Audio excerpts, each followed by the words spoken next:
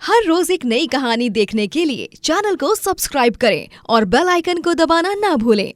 सास उर्मिला बहू रश्मि के कमरे के बाहर से गुजर रही होती है। तभी उसे रश्मि की आवाज सुनाई देती है। उर्मिला दरवाजे पर कान लगाकर सब सुनने लग जाती है। मैं तुमसे बहुत प्यार करती हूँ। तुम्हारे बिना तो मुझे सांस तक लेने नहीं आती। I love you. तुम ना होती तो मेरा क्या होता। हाय हाय, ये रश्मि बहू किससे ऐसे बातें कर रही है? कहीं मेरे बेटे निहार के अलावा इसका कहीं और तो चक्कर नहीं चल रहा। बाप रे बाप, इससे पहले कि कोई और तबाही हो मुझे इस कलमुही का पर्दाफाश तो करके ही रहना होगा। रुको, अभी बताती हूँ इसे। रुको। उर्मिला जोर से दरवाजा खोलती है और गुस्से से रश्मि पर चिल्लाने जाती है कि तभी वो देखती है कि रश्मि तो आलू चाट खा रही है और आलू चाट खाते खाते उसे देखकर कह रही है, हाय, लाइफ का असली मजा तो तुम्हें खाने में है। तुम्हें पता है, जब तुम्हें मैं खाती हूँ ना तो एक अलग सा सुकून, एक अलग सी राहत मिलती है। हाँ, यार, कोई इतना स्वादिष्ट कैसे हो सकता है? मन करता है तुम्हें खाती ही रह जाऊं, बस खाती ही रहूं और खाती ही रहूं। माय डियर आलू चाट। उर्मिला रश्मि के इस बर्ताव को देखकर हैरान और दंग रह जाती है और अपना सर पकड़ लेती है। हाय राम, इसका मतलब तू इस आलू चाट को देखकर ये सब कह रही थी? हाय हाय हाय हाय, मुझे तो हार्ट अटैक ही आने वाला था अभी, अगर कुछ और होता तो। ओफो मम्मी जी, इतनी जल्दी मत जाइए। भगवान करे आपकी लंबी उम्र हो और आपको किसी की भी नजर ना लगे। तू तू तू तू तू तू। वैसे मैं अभी आलू चाट खा रही हूँ। कोई भी काम हो तो कुछ देर बाद ऑर्डर दीजिएगा। फिलहाल मेरी पेट पूजा चल रही है। अरे ओ नास बेटी, कितना आलू चाट खाएगी रे? दिन रात, सुबह शाम, दिन के आठों पहर बस आलू चाट आलू चाट आलू चाट। हर एक घंटे में आलू चाट। अरे दुनिया में और भी कितने सारे पदार्थ हैं, लेकिन नहीं, तेरी जान तो इस आलू चाट में ही अटकी है। करमजली कहेंगी, हाँ नहीं तो पागल। उर्मिला वहां से चली जाती है। दुनिया वालों को जितना भी भौंकना है भौंकने दो, लेकिन मैं तो आलू चाट मरते दम तक खाऊंगी। कभी नहीं छोड़ने वाली। मरने के बाद जब भूतनी बन जाऊंगी ना, तब भी नहीं छोड़ूंगी। रश्मि की हर एक घंटे में आलू चाट खाने की आदत से उसके ससुराल में सास उर्मिला, ससुर नंद किशोर और पति निहार तीनों भी परेशान हो चुके थे। उर्मिला रश्मि की मां बरखा को फोन लगाती है और कहती है, अरे समधन जी, ये आपकी बेटी दिन रात पानी की तरह आलू चाट गटकते रहती है। इसे क्या आलू चाट खाने की बीमारी है? शादी होकर पूरे 2 हफ्ते हो गए हैं, लेकिन अब तक इसकी आदत नहीं गई। बताइए माजरा क्या है? वो दरअसल उर्मिला जी, वो रश्मि को सिर्फ खाने में आलू चाट ही पसंद है। वो कुछ नहीं खाती, इसीलिए रश्मि के पापा उसके लिए बोरी भरकर आलू लाते थे हर हफ्ते। हाँ, वो आदत से है उसके। भूख से और आलू चाट को खाने के पागलपन, इन सब से वो मजबूर है। हाँ। वाह जी वाह, बहुत अच्छी आफत बांध दी है आपने हमारे गले। अरे रिश्ता जोड़ना था, वो भी ऐसे राज छिपा कर है। ये भी कोई आपसे सीखे। रखिए फोन। हाँ नहीं तो। रश्मि की आलू चाट की जो आदत है वो लगातार बढ़ती जा रही थी, रुकने का नाम ही नहीं ले रही थी। रश्मि रात में सोते समय निहार को बहुत परेशान करती है। आलू चाट, तुम मेरी जान हो। आलू चाट। निहार को रश्मि बहुत ज्यादा परेशान करती है। दिन भर आलू चाट खाने की आदत की वजह से घर में रात का माहौल बहुत ज्यादा बदबूदार हो जाता है। बल्कि ऐसा एक बार नहीं, पूरी रात होता है। इस वजह से निहार अपना तकिया और कंबल उठाकर जोर से चिल्लाता है, रश्मि, दिन भर दबाकर आलू चाट ठूसती हो और रात में एसिडिटी होने पर यूं खर्राटों की जगह पाद मारती हो। अरे मुझे सांस लेने में तक दिक्कत हो रही है। ऊपर से आलू चाट बस वही बोले जा रही हो। अपना आलू चाट खाना खत्म कर दो, वरना कहीं हमारा रिश्ता ही खत्म ना हो जाए। ओ हेलो, तुम्हें ये रिश्ता खत्म करना हो तो कर लो, तलाक लेना है तो ले लो, लेकिन मैं आलू चाट को तलाक कभी नहीं दूंगी। मैं उससे प्यार करती हूँ और हमेशा करती रहूंगी। तुम ना पागल हो गई हो। मैं जा रहा हूँ बाहर सोफे पर सोने, वरना यहाँ इस पाद से भरे कमरे में तो मैं घुट घुट कर ही मर जाऊंगा। हाँ तो जाओ, तुम्हारे पैरों को किसने बेड़ियों से बांधा हुआ है? हाँ नहीं तो। अब इतनी रात को उठी गई हो तो एक प्लेट आलू चाट खा ही लेती हूँ। हे भगवान, क्या होगा इस औरत का? रश्मि आधी रात को भी रसोई की लाइट्स ऑन करके आलू चाट खाती है और फिर एक प्लेट बोलकर ऐसे ही दो दो प्लेट आलू चाट गटक लेती है और रसोई में ही सो जाती है। अब रश्मि के आलू चाट खाने से घर में आलू खत्म होने लगे थे और रोज के सारे पैसे तो रश्मि बस आलू लाने में ही बर्बाद कर रही थी। इसीलिए उर्मिला भड़क जाती है और कहती है, ओ कुलक्षणी, आलू चाट की दीवानी, अरे अपने आलू चाट खाने पर जरा सा तो पूर्ण विराम लगा, हाँ नहीं तो। बस ये तय हो गया है रश्मि बहू, आज के बाद अगर इस घर में आलू चाट बना तो हमसे बुरा और कोई नहीं होगा, याद रखना। रश्मि गुस्सा हो जाती है और बाहर चली जाती है और बाहर जाकर आलू चाट खाने लगती है। रश्मि इतने सारे आलू चाट खा जाती है कि आलू चाट बनाने वाले काका थक जाते हैं। अरे मैडम, सारा सामान खत्म हो गया, मेरी पूरी बैटरी भी डाउन हो गई है, लेकिन आप आलू चाट खाते खाते अब तक नहीं रुकी, न थमी। ओ काका, आप अपना काम करो ना। अच्छा ये बताओ कि यहाँ आसपास कोई और आलू चाट की दुकान है क्या?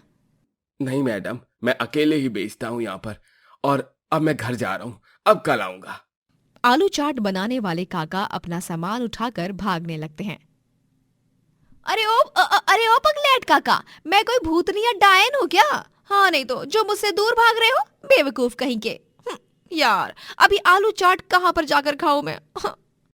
रश्मि बहुत ज्यादा चिंता में पड़ जाती है और फिर उसके खुराफाती दिमाग में एक सॉलिड सा आइडिया आता है और वो अपनी पड़ोसन प्रीति के पास जाकर रोने का नाटक करने लगती है। क्या बताऊं यार मैं तुम्हें, प्रीति, मेरे तो ससुराल वालों ने मुझे घर से बेघर ही कर दिया है। बस एक कांच का बर्तन ही तोड़ा था, उसी वजह से। बहुत जोरों की भूख लगी है, कुछ खाने को मिल सकता है क्या तुम्हारे यहाँ? हाँ रश्मि, क्यों नहीं, तुम तो मेरी बहन की तरह ही हो। रुको, मैंने आज भिंडी की सब्जी बनाई है और पुलाव भी बनाया है, अभी परोसती हूँ तुम्हें। नहीं नहीं, रुक जाओ, तुम वो खाना मुझे दोगी तो तुम्हारी सास और तुम्हारे ससुर और पति क्या खाएंगे? रुको, मैं कुछ बनाती हूँ अपने लिए। आलू है तुम्हारे पास? हाँ हाँ। रश्मि फौरन प्रीति की रसोई में जाकर सारे आलूओं का आलू चाट बनाती है और उसे पागलों की तरह खाने लगती है और रश्मि को यूं देख प्रीति हक्का बक्का रह जाती है। बाप रे बाप, ये औरत तो ऐसे आलू चाट खा रही है जैसे इसने बरसों से कुछ खाया ना हो, या फिर इसके शरीर में कोई सैकड़ों साल पुरानी भूतिया आत्मा घुस गई हो। Oh no. रश्मि अपनी हरकतों से बाज नहीं आती और फिर उसके जन्मदिन पर उसकी तबीयत बहुत ज्यादा खराब हो जाती है और उसे लगातार लूज मोशंस होने लगते हैं। डॉक्टर आते हैं और रश्मि का चेकअप करके कहते हैं, रश्मि जी, अब आपको आलू चाट खाने पर हमेशा हमेशा के लिए लॉकडाउन लगाना ही होगा, वरना ये सब आपको बहुत महंगा पड़ सकता है। अभी तो आपने बस ट्रेलर महसूस किया है, इसकी पूरी पिक्चर तो और भी खतरनाक और घातक है। नहीं डॉक्टर जी, आज मेरा जन्मदिन है, आज के दिन मुझे सबकी अटेंशन मिलती है और आज के दिन मेरी टाई टाई फिश हो गई। मैं कान पकड़ती हूँ, आज के बाद मैं कभी भी आलू चाट नहीं खाऊंगी और ना ही आलू की तरफ देखूंगी भी। मुझे माफ कर दीजिएगा आप सब, मेरी वजह से आप सबको बहुत परेशानी हुई। चलो, देर आए दुरुस्त आए, आखिरकार तेरी अकल ठिकाने तो आई। डॉक्टर से सही तरह का ट्रीटमेंट लेकर रश्मि की तबीयत ठीक हो जाती है और वो आलू चाट खाना छोड़ देती है। प्रताप की दो जुड़वा बेटियां होती हैं, सिया और सयूरी। दोनों के पैदा होने के कुछ साल बाद एक भयंकर अग्नि दुर्घटना में सिया और सयूरी की मां राजश्री की मौत हो जाती है, जिसके बाद प्रताप ने ही सिया और सयूरी की देखभाल की। एक गरीब आदमी होने के बावजूद भी उसने अपनी दोनों बेटियों की हर ख्वाहिश को पूरा किया। एक रोज, सिया, सयोरी, देखो बच्चों, मैं तुम दोनों के लिए बेकरी से क्रीम रोल लाया हूँ। तुम दोनों को ये बहुत पसंद है ना? हाँ पापा, धन्यवाद, आप दुनिया की सबसे अच्छे पापा हो। सिया और सयूरी दोनों में से सयूरी हमेशा से ही पढ़ाई में कमजोर थी, वहीं दूसरी ओर सिया पढ़ाई में बहुत अच्छी थी। प्रताप एक चौकीदार की ड्यूटी पर होता है। वो दिन भर एक कंस्ट्रक्शन साइट के बाहर ड्यूटी करता और फिर रात में एक बंगले के बाहर ड्यूटी करता। ऐसे ही कड़ी मेहनत करके वो अपनी बेटियों को पालता। सयूरी के कम मार्क्स देख वो उसे डांट लगाता है। सयोरी बेटा, ये तो गलत बात है ना? पापा दिन रात इतनी मेहनत करते हैं और तुम पढ़ाई नहीं करती। अपनी बहन सिया को देखो, पूरे विद्यालय में अव्वल आई है, और तुम देखो सूरज से तो एक हो, काश सीरत से भी हो जाती। सिया दिन रात पढ़ती रहती है। वहीं सयूरी को एक फिल्म अभिनेत्री बनना होता है और उसे अभिनय करना, नाचना, गाना बहुत पसंद होता है। ला ला ला ला ला ला ला ला ला ला ला ला ला। अरे सयूरी, जरा एक गिलास पानी तो दे दे, बहुत गर्मी हो रही है। एक ग्लास पानी की कीमत तुम क्या जानो सिया। ओफो, दिन रात बस यही करती रहती है तू। कभी किताब खोलकर पढ़ाई भी कर ले बहन। अरे सिया, मेरे हिस्से की पढ़ाई तू ही कर लेना। वैसे भी तू इतना पढ़ती है, जैसे कि पूरी विद्यालय की पढ़ाई तू ही करती हो। दिन और रात 24 घंटे लगातार काम करके प्रताप की तबीयत खराब होती, लेकिन फिर भी वो बिना किसी रुकावट के काम करते ही रहता है। अपनी दोनों बेटियों की जरूरतों को पूरा करने के खातिर तीज त्योहार पर भी वो ओवरटाइम काम करता और अपनी बेटियों के लिए नए कपड़े खरीदता। समय बीत जाता है और सयूरी और सिया अब कॉलेज में पढ़ने जाती हैं और प्रताप भी बूढ़ा हो जाता है। एक दिन सयूरी के कॉलेज में मुंबई से कुछ फिल्म इंडस्ट्री के लोग आते हैं जो आपस में बात कर रहे होते हैं। तभी सयूरी उनके पास जाकर कहती है, सर, मैंने अभी सुना कि आप लोग वो सपनों के शहर बम्बई से आए हो, है ना? मैं भी अदाकारा बनना चाहती हूँ। एक्टिंग, नाच गाना, नाटक, ये सब मेरे रग रग में कूट कूट के भरा है। चाहिए तो आजमा के देख लीजिए, भोलेनाथ की सौगंध। अच्छा, तो फिर बना अपना ऑडिशन टेप और फिर हम सोचते हैं क्या करना है आगे। कौन सा टेप? वो क्या है ना, हमारे जीवन में हमने सिर्फ सेलो टेप के बारे में सुना है। ये ऑडी चिंता मत करो, आओ मेरे साथ चलो। वो मैडम सयूरी को एक कमरे में ले जाती है और उसे स्क्रिप्ट देकर उसका ऑडिशन लेती हैं, जिससे खुश होकर वो सभी उसे मुंबई ले जाने का फैसला करते हैं। और एक रात अपने पापा और बहन को बिना बताए सयूरी उन लोगों के साथ मुंबई चली जाती है और वहां जाकर वो उन्हें फोन करके सब बताती है। क्या मतलब बेटा, तुम्हारा दिमाग जगह पर है कि नहीं? ऐसे बिना बताए तुम निकल पड़ी। यहाँ तुम्हें हमने पूरे गांव में ढूंढा, चप्पा चप्पा छान मारा। सिया और मेरी तो जान निकले जा रही थी और तुम बेपरवाह होकर चली गई मुंबई। मैं और क्या करती पापा, मेरा बचपन से सपना था, उसी को पूरा करने के वास्ते मैं यहाँ आई हूँ। अब मुझे मेरे सपने को कैसे भी पूरा करना ही होगा और मैं आपका नाम जरूर रोशन करके रहूंगी। सॉरी पापा, अगर आपको बताती तो आप मुझे मना करते, और सिया भी। अच्छा पापा, रखती हूँ, ऑडिशन के लिए बुला रहे हैं। सयूरी फोन कॉल कट कर देती है। सयूरी, सयू, काट दिया फोन। न जाने कब सद्बुद्धि आएगी इस अकल की अंधी को। एक हफ्ते बाद सिया के कॉलेज की आखिरी परीक्षा खत्म होने के बाद प्रताप और सिया दोनों भी मुंबई के लिए निकल जाते हैं और वो सयूरी को संपर्क करने की बहुत कोशिश करते हैं, लेकिन वो उस तक नहीं पहुंच पाते। गरीब प्रताप अपनी बेटी सिया संग मुंबई की सड़कों पर सयूरी को ढूंढता है। फिर वो लोग एक छोटी सी चौल में रहते हैं। पापा, इस चौल में हम कुछ ही दिन रहेंगे। मैंने 2-3 जगह इंटरव्यू दिए हैं। एक बार बस नौकरी लग जाए तो हम अच्छे से मकान में रहेंगे। और पुलिस सर से भी मेरी बात हुई है, वो सयूरी को खोज ही रहे हैं। थोड़े दिनों बाद सिया को बड़ी पोस्ट पर नौकरी लग जाती है और प्रताप और सिया दोनों भी मुंबई की बड़ी सी बिल्डिंग में रहने लगते हैं। एक रोज जब सिया और प्रताप एक जगह से गुजर रहे होते हैं, तभी वो देखते हैं कि सयूरी एक फिल्म की शूटिंग कर रही है। तभी वो तीनों एक दूसरे को देखते हैं और उनकी आंखें भर आती हैं। पापा, सयूरी। सयू बेटा। सयूरी प्रताप को कस के गले लगाती है और सिया को भी। फिर वो भावुक होकर कहती है, मुझे माफ कर दीजिए पापा, लेकिन आप निराश मत होइए। जिस मुकाम को हासिल करने के लिए आपकी बेटी इस माया नगरी में आई थी, आज वो मुकाम मैंने हासिल कर लिया है। मुझे अपनी पहली फिल्म मिल गई है, मैं एक हीरोइन बन गई हूँ पापा। सच? सयू बेटा, आज मुझे तुझ पर बहुत गर्व महसूस हो रहा है। एक तरफ सिया को मुंबई की सबसे बड़ी कंपनी में नौकरी लग गई और यहाँ तूने भी आखिरकार उड़ान ले ही ली।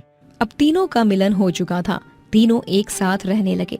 सयूरी अपनी फिल्म की शूटिंग पूरी कर रही थी और सिया भी धीरे धीरे अपने जीवन में भरपूर तरक्की प्राप्त करने लगी थी। एक रात अचानक से कुछ गुंडे सयूरी का पीछा करते हैं। ए हीरोइन, चल चल, ज्यादा नखरा मत कर और अपन को सारा पैसा दे जो भी है तेरे पास। चल चल। कौन हो तुम लोग और क्या चाहते हो? दूर हो जाओ, छोड़ दो मुझे। अरे ऐसा कैसे छोड़ देने का मैडम, छोड़ने के लिए थोड़े पकड़ा है अपन। अरे चलो चलो निकाल लो पैसा, वरना उसका अंजाम बहुत बुरा होगा। पहले बता दे रहे हैं अपन। सयूरी गुंडों की बात नहीं मानती और जब सयूरी उनसे जबान लड़ाती है तभी वो गुंडे उसके गले पर छुरी से वार करते हैं और वो बेहोश होकर गिर जाती है। बॉस, लगता है ये लड़की टपक गई, मर गई है ये लड़की। अरे क्या बातें कर रही है तू? इससे पहले कि अपन लोग किसी लफड़े में पड़ जाएं, भाग यहाँ से। तीनों गुंडे सयूरी को सड़क पर बेसहारा छोड़कर भाग जाते हैं। उन्हें ये लगता है कि सयूरी मर चुकी है, जबकि ऐसा नहीं होता, वो जिंदा होता है। आसपास के लोग सयूरी को अस्पताल ले जाते हैं और प्रताप और सिया को भी बुलाया जाता है। फिर कुछ घंटों के बाद जब डॉक्टर बाहर आते हैं। डॉक्टर साहब, मेरी बेटी कैसी है? वो ठीक तो है ना वो? हाँ डॉक्टर, मेरी बहन को कुछ होगा तो नहीं ना? घबराइए मत आप दोनों, सयूरी जी को कुछ नहीं हुआ है। भगवान का लाख लाख शुक्र है कि गले पे जो वार हुआ है वो बड़ी नहीं मामूली चोट है। उन्हें होश आ चुका है, आप दोनों उनसे मिल भी सकते हैं। सिया और प्रताप सयूरी से मिलते हैं और फिर सयूरी उन्हें सब बताती है और फिर वो सब सुनकर गुस्से से सिया बोलती है, सयूरी, मैं तुझसे वादा करती हूँ कि मैं उन तीनों गुंडों को नहीं छोड़ूंगी। अब देख तेरी जुड़वा बहन क्या करती है। हमारा जुड़वा होना शायद इसी दिन के लिए लिखा गया था। सिया उन क्रूर दरिंदे गुंडों के अड्डे का पता लगाती है और फिर उनके अड्डे पर सफेद साड़ी पहनकर और हाथ में जलती हुई मोमबत्ती लेकर भूतनी के अवतार में जाती है ताकि उन्हें लगे कि ये तो सयूरी की आत्मा है। क्यों रे दरिंदो, मुझे उस सड़क पर अकेले मरते हुए छोड़ गए? तुम्हें क्या लगा इतनी आसानी से पीछा छोड़ दूंगी मैं तुम्हारा? मैं तुम तीनों से बदला लेने आई हूँ। आई शाबाश, बचाओ मम्मी। अरे बॉस, ये तो उस लड़की का भूत है। ओ, अपनी तो वाटिच लग गई। अरे देवा रे देवा, बचाओ बचाओ मम्मी। सिया भूतनी बनकर उन तीनों को खूब दौड़ाती है और परेशान करती है और फिर कुछ देर बाद वहाँ पर सयूरी, प्रताप और पुलिस ऑफिसर आते हैं। तब गुंडों को पता चलता है कि दोनों बहन जुड़वा हैं। अल्लाह, ये क्या मतलब अपन को येड़ा बनाया? ओए ज्यादा बकवास मत कर, अब चलो तीनों के तीनों जिंदगी भर जेल में चक्की पीसना। पुलिस उन गुंडों को गिरफ्तार करके ले जाती है और सयूरी और सिया दोनों बहन एक दूसरे के गले लगती हैं। सयूरी की पहली फिल्म रिलीज हो जाती है और सिया भी अपनी कंपनी की CEO बन जाती है और दोनों जुड़वा बेटियां अपने गरीब बाप के लिए एक बड़ा बंगला खरीदती हैं और उन्हें तोहफे के तौर पर देती हैं, जिसे देख प्रताप की आंखें नम हो जाती हैं। अरे मुझे तो यकीन ही नहीं हो रहा कि मेरी दो जुड़वा बेटियों के कारण मैं आज एक बंगले का मालिक बन गया। कल तक बंगले का चौकीदार था मैं, लेकिन आज अपनी बेटियों के कारण मैं भी एक बंगले का मालिक बन गया। तुम दोनों पे बहुत गर्व है मुझे।